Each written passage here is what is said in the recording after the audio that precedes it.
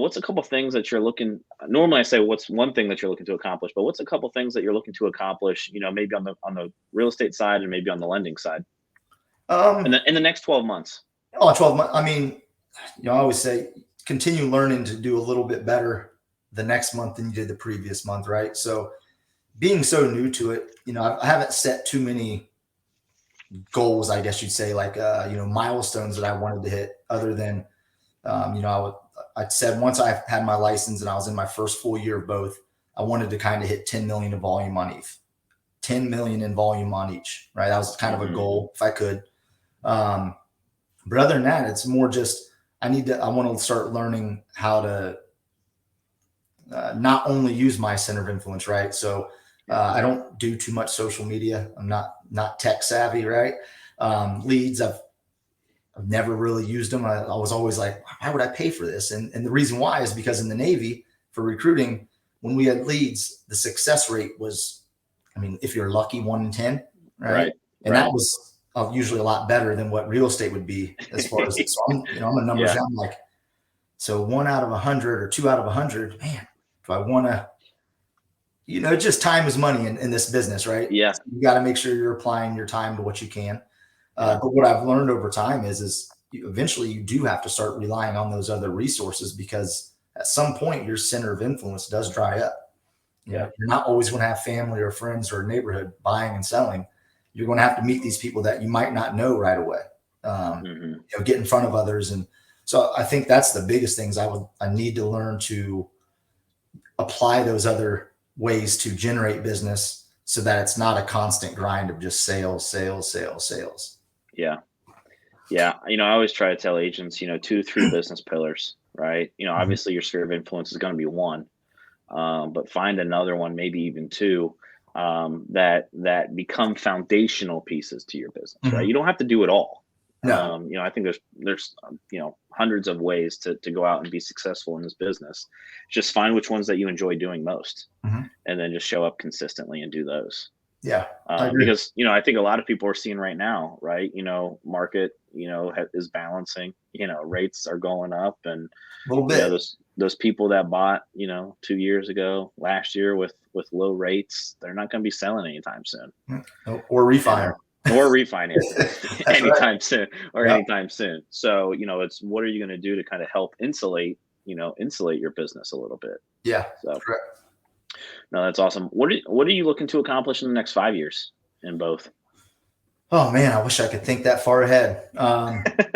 Yeah, I think everyone's goal is to eventually be able to do this business and still have that very balanced work-life balance, right?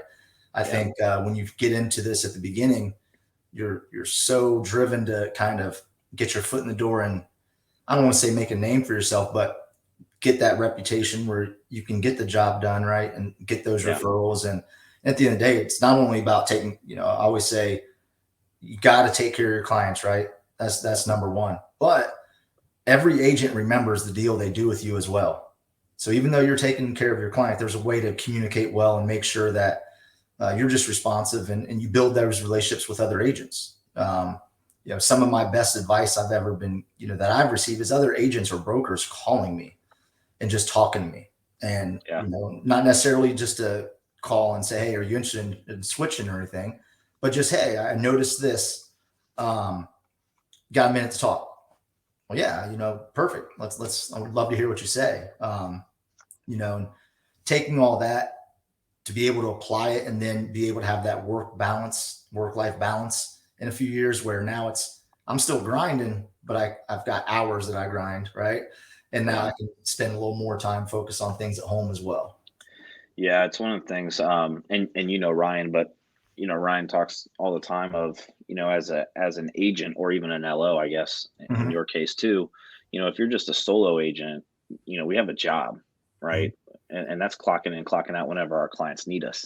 Correct. But the goal, to your point, is how can you create that business that will allow you to kind of step out a little bit, Yeah. Right. Or step out completely. Right. Mhm. Because some people can step out completely, but even just step out a little bit to where maybe now in the beginning, you don't have to do showings every single night because you have, a small team or, Yeah. someone helping you out doing it. And that's where it's like creating an actual business at that point. Right. Correct. Yep. What do you think that you need to do in order to kind of put that in place? Man, if I knew, I'd already put it in place there, John. No, I would say, I mean, the biggest hurdle at the beginning was to understand that we can't do everything. Mm. If you want to truly be able to help more than one person at a time, you've got to rely on others. You've got to understand that other people can do the job. Right.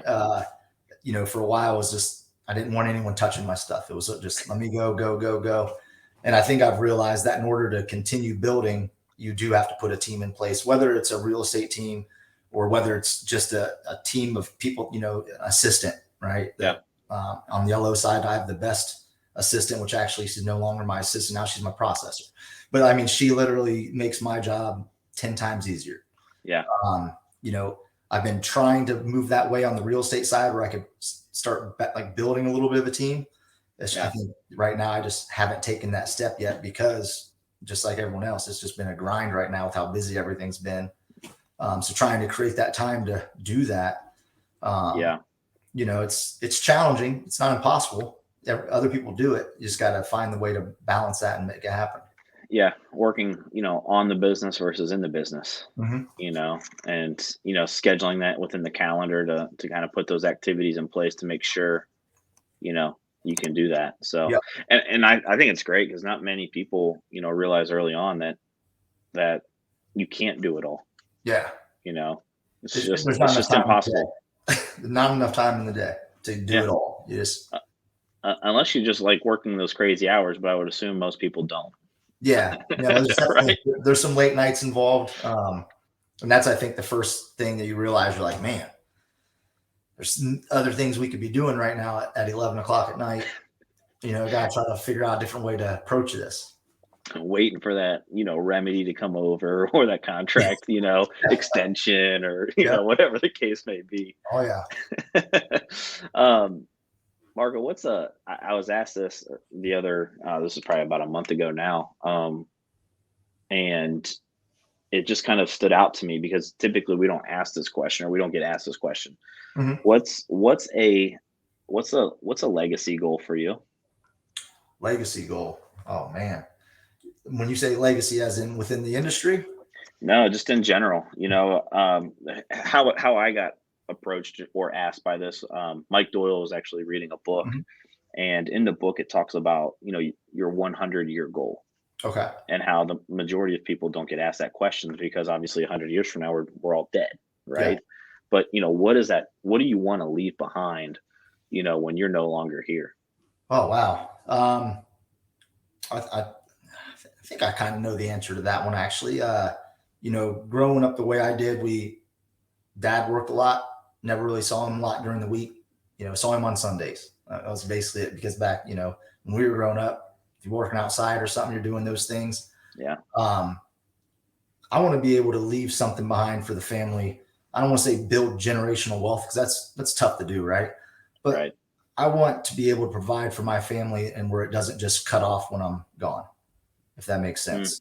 So I'm trying to show them what a work ethic can do, right? But also provide a life that I was unable to have as far as certain things that we can provide our kids. So, I think that ultimately everything I do is to make sure family is put in a good place for, long time to come. So I would say that's always my legacy goal right there is just making sure that the kids are taken care of and put in a position where they can also hopefully go do something successful as well in their life. Yeah, that's awesome. That's awesome. I want to be respectful of your time.